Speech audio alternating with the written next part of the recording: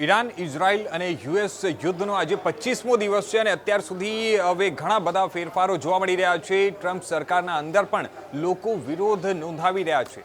જે આજે આ તમામ મુદ્દાઓ પર આપણે વાત કરશું. નમસ્કાર, હું છું આપણી સાથે કિશન તિવારી અને આપ સૌ જોઈ રહ્યા છો ઇન્ડિયા ન્યૂઝ ગુજરાતનો ડિજિટલ પ્લેટફોર્મ. આજે આપણે વાત કરવાના છીએ જે હિસાબે ઈરાન, ઇઝરાયલ અને યુએસનું આજે યુદ્ધનો 25મો દિવસ છે. અત્યાર સુધીમાં જે હિસાબે હું ડેલી તમને જણાવી રહ્યો છું કે શું મહત્વના ફેરફારો થઈ રહ્યા છે, શું ઘટનાઓ થઈ રહી છે, ક્યાં કેટલું નુકસાન થઈ રહ્યું છે અને કેટલા લોકો માર્યા ગયા છે, તે તમામ પ્રકારના અપડેટ હું તમારી સામે ડેલી હું લઈને આવી રહ્યો છું. અને એના વચ્ચે જ અત્યારે એક મોટો અપડેટ જો સામે આવી રહ્યો છે તે વિશે હું તમને જણાવી દઉં કે ટ્રમ્પ સરકાર તરફથી અને ટ્રમ્પે એવું કહ્યું છે કે તેમનો ખાસ કરીને જે ઉપરાષ્ટ્રપતિ છે ત્યાંના અમેરિકાના, તે આ યુદ્ધથી સંપૂર્ણપણે સહેમત ન હતા, સંપૂર્ણપણે ખુશ પણ નહોતા, પરંતુ ખુલીને વિરોધ પણ નોંધાવ્યા ન હતા. યુદ્ધ અત્યારે ચાલી રહ્યું છે. યુદ્ધના વચ્ચે અત્યારે આપણે વાત કરીએ તો ઈરાન તરફથી એવું કહેવામાં આવી રહ્યું છે કે અમે યુદ્ધ રોકવા માટે અમે તૈયાર છીએ, પરંતુ સંપૂર્ણપણે અમને ખાતરી આપવામાં આવે કે અમેરિકા તરફથી ભવિષ્યમાં કોઈ પણ પ્રકારની દખલગીરી કરવામાં નહીં આવશે. અમેરિકા તરફથી જે પણ એ લોકો ઉપર પ્રતિબંધ લગાવવામાં આવ્યો છે, જે ઈરાન પર પ્રતિબંધ લગાવવામાં આવ્યા છે, તે તમામ પ્રકારનો પ્રતિબંધ જે છે તે હટાવી દેવામાં આવે તો જ આ યુદ્ધ ક્યાંક ને ક્યાંક વિરામ લેશે. એટલે કે શાંતિ માટે અને ખાસ કરીને યુદ્ધ રોકવા માટે વાત ચાલી રહી છે. પરંતુ હવે જોવાનું એ રહેશે કે ટ્રમ્પ એમની વાત માને છે, ઈરાન વાત માને છે કે આ યુદ્ધ કઈ રીતે રોકાય છે, કે યુદ્ધ સતત હજી ચાલુ રહેશે અને ચાલુ રહેશે તો કેટલાક દિવસ ચાલુ રહેશે. કારણ કે યુદ્ધ જ્યારે ચાલી રહ્યું છે અને આપણે વાત કરીએ તો યુદ્ધના વચ્ચે જ ઘણા બધા દેશોને એનું સીધી રીતે અસર જોવા મળી રહ્યું છે.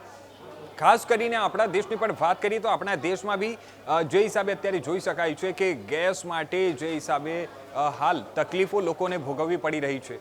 પેટ્રોલ ડીઝલ માટે પણ ક્યાંક ને ક્યાંક હવે જે અફવાઓ ફેલાઈ રહી છે કે પેટ્રોલ ડીઝલમાં અછત છે અને એના કારણે જે હિસાબે અલગ અલગ દ્રશ્યો સામે આવી રહ્યા છે. આપણે વાત કરીએ અમદાવાદની, રાજકોટની, વડોદરાની, સુરત હોય કે પછી સાવરકુંડલા હોય કે ગુજરાતના જે પણ ડિસ્ટ્રિક્ટ છે, તમામે તમામ જિલ્લાઓમાં જે હિસાબે ગઈકાલથી તસવીરો નીકળીને સામે આવી રહ્યા છે, એમાં ઘણા બધા પેટ્રોલ પંપ ઉપર એવા પણ જોવામાં મળ્યા છે કે લોકો અડધી રાતના પણ ત્યાં ગાડીઓ લઈને, ડબ્બાઓ લઈને પહોંચી રહ્યા છે, ગેલન લઈને પહોંચી રહ્યા છે પેટ્રોલ ડીઝલનો જથ્થો લેવા માટે. તે લોકો સ્ટોક કરવા માંગે છે, કારણ કે ક્યાંક ને ક્યાંક એવી અફવાઓ ફેલાઈ રહી છે કે હવે પેટ્રોલ ડીઝલની અછત સર્જાઈ રહી છે અને જેના કારણે લોકો ક્યાંક ને ક્યાંક હવે ભયભીત થઈ રહ્યા છે અને જેના કારણે જ આ તમામ પ્રકારનું અત્યારે દ્રશ્યો સામે આવી રહ્યા છે. સરકાર તરફથી અપીલ કરવામાં આવી છે કે પેટ્રોલ અને ડીઝલના જે જથ્થામાં કોઈ પણ પ્રકારની અછત નથી, સંપૂર્ણપણે જથ્થો છે એ લોકો પાસે. તો છતાં પણ અત્યારે જે હિસાબે અફવાઓના કારણે ક્યાંક ને ક્યાંક આવા દ્રશ્યો સામે આવી રહ્યા છે. સરકાર તરફથી અપીલ છે, અમે અમારા તરફથી પણ અમારા દર્શક મિત્રોને અપીલ કરી રહ્યા છે કે કોઈ પણ પેટ્રોલ ડીઝલની અછત અત્યારે હાલ નથી. આપણા દેશમાં સંપૂર્ણપણે જથ્થો ઉપલબ્ધ છે અને અફવાઓ પર ધ્યાન ન આપો. અને સૌથી મહત્વની વાત કે જેટલું જરૂર હોય એટલું જ તમે જે હિસાબે રેગ્યુલર પેટ્રોલ લેતા હો છો, જે હિસાબે રેગ્યુલર ડીઝલ લેવો છો તે હિસાબે જ લેવો. કારણ કે આ જથ્થો જ્યારે કરશો, જથ્થો કરવામાં બે પ્રકારની એમાં નુકસાની છે. એક તો પેટ્રોલ ડીઝલ એવી વસ્તુ છે કે ઘરમાં રહે તો પણ ખતરો છે, કારણ કે તમે સ્ટોક કરીને ઘરમાં રાખશો, એમાં ક્યાંક ને ક્યાંક એક નાની ભૂલ થઈ ગઈ તો પણ મોટી દુર્ઘટના સર્જાઈ શકે છે. એટલે એ પણ એક નુકસાન છે. બીજી વસ્તુ કે ક્યાંક ને ક્યાંક તમે આપણે કહી શકાય કે કાળાબજારી કરો છો તે પ્રકારનું પણ સામે આવી શકે છે અને તમારા જથ્થા કરવાના કારણે જે લોકોને હાલ જરૂર છે ક્યાંક ને ક્યાંક એ લોકોને પણ નહીં મળી શકે છે. એટલે કે આ તમામ અફવાઓથી બચો. અને હવે આપણે શરૂઆત કરીએ. જે આપણો આજનો મુદ્દો છે, આપણે શું લઈને આવ્યા છે તે હિસાબે આજે આપણે વાત કરીએ ને હું તમને જણાવું. શરૂ કરીએ આપણે મુખ્ય મુદ્દાઓથી. આજના વિડીયોમાં આજે આપણે વાત કરશું કે આજનો મુખ્ય મુદ્દાઓ શું છે, આપણે કયા મુદ્દાઓ પર વાત કરવાના છીએ. તો તે હું તમને જણાવી દઉં કે ટ્રમ્પનો એક મોટો ખુલાસો સામે આવ્યો છે. જે હિસાબે મેં તમને પહેલાં જ જણાવ્યું કે ટ્રમ્પે એક મોટો દાવો કર્યો છે, મોટો એમને ખુલાસો કર્યો છે. અને ટ્રમ્પનો ખુલાસો શું છે તે હું તમને જણાવી દઉં કે એમનો રક્ષા મંત્રીના કહેવા પર ઈરાન ઉપર હુમલો કરવામાં આવ્યો છે. એટલે ટ્રમ્પનું એવું કહેવું છે સીધું કે એમના રક્ષા મંત્રી તરફથી કહેવામાં આવ્યું હતું અને રક્ષા મંત્રીના કહેવા પર આ અમેરિકા તરફથી આ હુમલાઓ કરવામાં આવ્યો છે ઈરાન ઉપર. બીજી આપણે વાત કરીએ તો અમેરિકાની અંદર મતભેદ જોવા મળી રહી છે. મેં તમને જે હિસાબે સ્ટાર્ટિંગમાં જ કહ્યું કે અમેરિકાની અંદર મતભેદ જોવા મળી રહ્યું છે. તેમના સરકારમાં ઘણા બધા અધિકારીઓ એવા છે કે ટ્રમ્પના સપોર્ટમાં પણ છે અને ઘણા બધા એવા છે કે આ યુદ્ધના વિરોધમાં પણ છે. આગળ આપણે વાત કરીએ તો વેન્સ ખુશ નથી, એટલે કે જે ઉપરાષ્ટ્રપતિ છે તે આ સમગ્ર યુદ્ધથી ખુશ નથી. ઈરાનનું એલાન છે કે વળતર વગર યુદ્ધ બંધ નહીં થશે. એટલે ઈરાને પણ સ્પષ્ટપણે કહી દીધું છે કે જ્યાર સુધી એમને વળતર નહીં મળશે ત્યાર સુધી યુદ્ધ બંધ નહીં થશે. એટલે હવે આપણે આગળ વાત કરીએ તો જે હિસાબે યુએસ અટેકની અને એના અંદરની સમગ્ર કહાની શું છે, તો એના અંદરની સમગ્ર કહાની વિશે હવે આપણે વિસ્તારથી સમજીએ કે ટ્રમ્પે સ્વીકાર્યું છે કે હુમલાનો નિર્ણય જે છે તે રક્ષા મંત્રી તેમનું પીટ હેગ્સેટના સલાહથી આ હુમલો કરવામાં આવ્યો છે. જે છે તે પીટ હેગ્સેટના સલાહથી આ સમગ્ર હુમલો થયો હતો. હેગ્સેટનું લક્ષ્ય છે કે ઈરાનને પરમાણુ હથિયાર બનાવતા રોકવું. એટલે કે અમેરિકાને એવો આપણે કહી શકીએ કે ડાઉટ હતો કે ઈરાન પરમાણુ હથિયાર બનાવી રહ્યું છે અને આ જે પરમાણુ હથિયાર બનાવતા તેને રોકવા માટે આ ખાસ યુદ્ધ ત્યાં કરવામાં આવી રહ્યું છે, લડત લડવામાં આવી રહી છે. અને અમેરિકા તરફથી એવો દાવો છે કે એ લોકો પરમાણુ હથિયાર બનાવતા હતા ને એના કારણે જ અમેરિકાએ આ હુમલો કર્યો છે. અને જે હુમલામાં અત્યારે આપ જોઈ શકો છો અને આપણને જે હિસાબે ખબર છે કે કેવા પ્રકારના પરિણામો સામે નીકળીને આવી રહ્યા છે. આપણે આગળ વાત કરીએ કે અમેરિકાનું ફોકસ શું છે. અમેરિકા ફોકસ વિશે તો અમેરિકાનું ફોકસ છે કે મિસાઇલ શક્તિનો નાશ કરવો, તેમનો જે ડ્રોન છે તે નાશ કરવો અને ડ્રોન સિસ્ટમ ખત્મ કરીને નૌકાદળ જે છે તે નૌકાદળ પણ ત્યાં નબળું કરવાનું એમનું લક્ષ્ય છે. એટલે કે આ તમામ પ્રકારની તૈયારીઓ કરવામાં આવી રહી છે. આ નૌકાદળ જે છે તેમનું પણ જે નબળું કરવાનું લક્ષ્ય છે અને નબળું કરીને ઈરાનને સંપૂર્ણપણે ખત્મ કરી દેવાનું એમનું લક્ષ્ય છે. હવે આપણે આગળ વાત કરીએ કે અમેરિકા જે છે અમેરિકી સરકારમાં ફૂટ વિશે, જે આજે સૌથી મહત્વનો જે મુદ્દો છે આપણો. અમેરિકામાં જે હિસાબે અત્યારે રાષ્ટ્રપતિ ડોનાલ્ડ ટ્રમ્પ હુમલો જે હિસાબે અમેરિકા તરફથી એમના આદેશથી આ હુમલાઓ કરવામાં આવ્યા હતા એના અંદર પણ ક્યાંક ને ક્યાંક હવે અમેરિકામાં પણ ફૂટ જોવા મળી રહી છે. અને ફૂટમાં શું છે તે હું હવે વિગતવાર તમને જણાવી દઉં કે ઉપરાષ્ટ્રપતિ જેડી વેન્સ આ નિર્ણયથી ખુશ નથી. એટલે કે જે ઉપરાષ્ટ્રપતિ છે જેડી વેન્સ તે આ યુદ્ધના નિર્ણયથી સંપૂર્ણપણે ખુશ નથી, પરંતુ જે એમાં સૌથી મેઇન મહત્વનું નીકળીને આવી રહ્યું છે કે તેમને ખુલ્લેઆમ વિરોધ પણ નથી કર્યો. આપણે આગળ વાત કરીએ તો કેટલાક અધિકારીઓએ આનો વિરોધ પણ નોંધાવ્યો છે. જે ત્યાં અમેરિકાના જે કેટલાક અધિકારીઓ છે હાઈ પોસ્ટ પર છે તે લોકોએ આ સમગ્ર ઘટનાને લઈને વિરોધ પણ નોંધાવ્યો છે કે આ યુદ્ધ નહીં કરવું જોઈએ, અમેરિકાને વચ્ચે પડવાની કોઈ જરૂર નથી. પરંતુ એમનો જે સૈન્ય સલાહકાર છે તેમના કહેવાથી આ હિસાબે આ યુદ્ધ શરૂ કરવામાં આવ્યો છે. અમેરિકા પણ આ યુદ્ધમાં જોડાઈ ગઈ છે. એટલે આ પ્રકારના ઘણા બધા આક્ષેપો છે. હવે આપણે આગળ વાત કરીએ તો એક મોટા અધિકારીએ રાજીનામું આપ્યા હોવાનું પણ સામે આવી રહ્યું છે અને આ મોટા અધિકારીએ ત્યાં રાજીનામું આપ્યું છે. હવે આપણે વાત કરીએ કે મુખ્ય માંગણીઓ શું છે, તો મુખ્ય માંગણીઓ ઈરાન તરફથી જે મુખ્ય માંગણીઓ કરવામાં આવી છે કે ઈરાનનું કહેવું છે કે તમામ આર્થિક પ્રતિબંધો હટાવો. સૌથી પહેલી વાત કે તમામ જે હિસાબે એમના ઉપર ઈરાન ઉપર આર્થિક પ્રતિબંધો લગાવવામાં આવ્યા હતા તે આર્થિક પ્રતિબંધ સૌથી પહેલાં હટાવો તો જ આ યુદ્ધ ક્યાંક ને ક્યાંક રોકાઈ શકે, તે પ્રકારનું એમનું સ્પષ્ટ નિવેદન સામે આવ્યું છે. આગળ આપણે વાત કરીએ તો અમેરિકાની દખલગીરી બંધ કરવાની ગેરંટી તેમને ઈરાન તરફથી એવું કહેવામાં આવી રહ્યું છે કે ભવિષ્યમાં પણ એમને ખાતરી જોઈએ કે અમેરિકા કોઈ પણ પ્રકારે એમના કોઈ પણ કામમાં દખલગીરી નહીં કરશે અને જે કોઈ પણ હુમલાઓ નહીં કરશે. જે આર્થિક પ્રતિબંધ લગાવવામાં આવ્યા છે તે આર્થિક પ્રતિબંધ હટાવે તે પ્રકારનું ખાતરી એમને જોઈએ છે. ઈરાની સેના જે છે તે ફૂલ પાવરથી ઓપરેશન ચાલુ રાખશે. એટલે કે આ ચાલુ ક્યારે રાખશે એ પણ હું હવે તમને સમજાવી દઉં કે આ જે હિસાબે બે એમની માંગણીઓ છે, મુખ્ય માંગણીઓ જે બે એમને છે કે આર્થિક, એક તો સૌથી પહેલાં આર્થિક પ્રતિબંધ અને બીજી જે માંગણી છે કે અમેરિકાની દખલગીરી જે છે તે દખલગીરી બંધ કરાવો. એટલે આ બે માંગણી જો ન સંતોષાય એ લોકોની તો માંગણી ન સંતોષાવાના કેસમાં ઈરાન તરફથી એવું કહેવામાં આવ્યું છે કે પૂરજોશમાં એ લોકો પણ હુમલો ચાલુ રાખશે, લડત લડશે, યુદ્ધ હજી ચાલુ રહેશે. એટલે આ એક મહત્વની વાત છે કે યુદ્ધ ક્યાર સુધી ચાલશે તેના ઉપર હવે સૌની નજર છે. યુદ્ધ રોકાય છે કે શું થશે તે હવે જોવાની વાત છે. આપણે આગળ હવે વાત કરીએ સૌથી મહત્વનું જે છે કે યુદ્ધ લાંબુ કેમ ચાલ્યું. મોહસિન રજાઈઓનો જે છે તે રજાઈ એમનો તો દાવો છે એમના દાવામાં શું છે તે હું તમને જણાવી દઉં કે યુદ્ધ 1 અઠવાડિયામાં પૂરું થઈ શકતું હતું.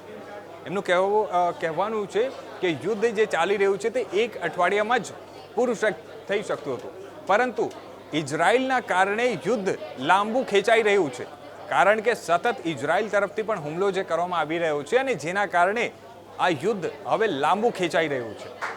15મા દિવસ પછી અમેરિકા પણ સંઘર્ષમાં ફસાયાનો આરોપ મૂકવામાં આવ્યો છે. આ એક મોટો આરોપ છે, જે હિસાબે કહેવામાં આવી રહ્યું છે કે 15મા દિવસ પછી અમેરિકા પણ ક્યાંક ને ક્યાંક આ સંઘર્ષમાં ફસાઈ ગયું છે, તે પ્રકારનો દાવો કરવામાં આવી રહ્યો છે. એટલે કે આ યુદ્ધ જે લાંબુ ચાલી રહ્યું છે તેના પાછળનું મુખ્ય કારણ આ છે. હવે આપણે વાત કરીએ ઇઝરાયલનું સ્ટેન્ડ શું છે આ તમામ જે યુદ્ધને લઈને. ઇઝરાયલનું શું કહેવું છે તે હું હવે તમને જણાવી દઉં. ઇઝરાયલનું કહેવું છે કે હુમલા ચાલુ રહેશે. નેતન્યાહુએ કહ્યું છે એવું કે હુમલાઓ સતત ચાલુ રહેશે. ઈરાન અને લેબનોન બંને ટાર્ગેટમાં છે. એટલે આ નેતન્યાહુનો એક મોટો દાવો છે. એમનું કહેવું છે કે ઈરાન અને લેબનોન બંને એમના મુખ્ય ટાર્ગેટમાં છે. જ્યાર સુધી એને સંપૂર્ણપણે ખત્મ નહીં કરી દેશો ત્યાર સુધી આ યુદ્ધ ચાલુ રહેશે. ત્રીજી વાત આપણે કરીએ, અમેરિકા સાથે ડીલ પર ચર્ચાઓ થઈ રહી છે. એટલે નેતન્યાહુનું કહેવું છે કે અમેરિકા સાથે હજી ઘણા બધા ડીલ પર ચર્ચા ચાલુ છે એ લોકોને. એટલે અમેરિકા સાથે ડીલ પણ થઈ શકે છે અને હવે યુદ્ધ જે છે તે હજી પણ લંબાઈ શકે તેવી પણ સંભાવનાઓ છે. આપણે આગળ વાત કરીએ તો એનું મધ્યસ્થતાનો પ્રયાસ તે વિશે શું છે. અત્યારે મિત્રો જે હિસાબે યુદ્ધ ચાલી રહ્યું છે, યુદ્ધમાં હું તમને દરેક વખત જણાવું છું, નુકસાન કોઈ એક વ્યક્તિને કે એક દેશને નથી, પરંતુ જ્યારે પણ બે દેશો વચ્ચે યુદ્ધ થાય છે તેનું ક્યાંક ને ક્યાંક સમગ્ર વિશ્વ ઉપર અસર પડે છે. અને આ અસર કેટલું ગંભીર રીતે પડે છે તે અત્યારે આપણા બધાની સામે છે, આપણા સૌની સામે છે. યુદ્ધ જે શરૂ થયું હતું તે ફક્ત ઈરાન અને ઇઝરાયલ વચ્ચેનું યુદ્ધ હતું, પરંતુ એ જોતામાં અત્યારે યુદ્ધમાં કેટલા દેશો એમાં સંકળાઈ ગયા છે. એક બાજુ આપણે વાત કરીએ તો જે હિસાબે ઈરાન ઉપર હુમલો કરવામાં આવ્યો અને ઈરાન એના પછી ગણીને 9 દેશો, વાત કરીએ આપણે સૌદી અરબ, દુબઈથી લઈને તમામ એ હિસાબનો જે દેશો છે તેના ઉપર જે ઈરાને હુમલો કર્યો. આ હુમલામાં કેટલા બધા લોકો માર્યા પણ ગયા. હુમલાઓમાં આજે સતત 2-3 દેશોના વચ્ચે જે હુમલાઓ થઈ રહ્યા છે તે હુમલાઓમાં ઘણા બધા નુકસાનો પણ થયા છે. આર્થિક જે આપણે કહી શકાય કે આર્થિક સ્થિતિ પણ ક્યાંક ને ક્યાંક અત્યારે મુશ્કેલીમાં છે. હોર્મુઝ સ્ટ્રેટ ઓફ બંધ છે અને જેના કારણે અત્યારે જે ઈંધણ અને જે જહાજો ત્યાંથી આવવા જવા કરતી હતી તે જહાજો પર પ્રતિબંધ છે. એટલે એના કારણે ક્યાંક ને ક્યાંક વૈશ્વિક સ્તરે ભારે અત્યારે તકલીફનો સામનો કરવો પડી રહ્યો છે. આપણે વાત કરીએ મધ્યસ્થીનો પ્રયાસ જે છે તેને લઈને પાકિસ્તાન, તુર્કી, ઇજિપ્ત શાંતિ માટે પ્રયાસ કરી રહી છે. આ એક દાવો કરવામાં આવ્યો છે કે પાકિસ્તાન, તુર્કી, ઇજિપ્ત શાંતિ માટે પ્રયાસ કરી રહી છે. આસિમ મુનીર અને ટ્રમ્પ વચ્ચે વાત ચાલી રહી છે, આ પ્રકારનો પણ દાવો કરવામાં આવ્યો છે.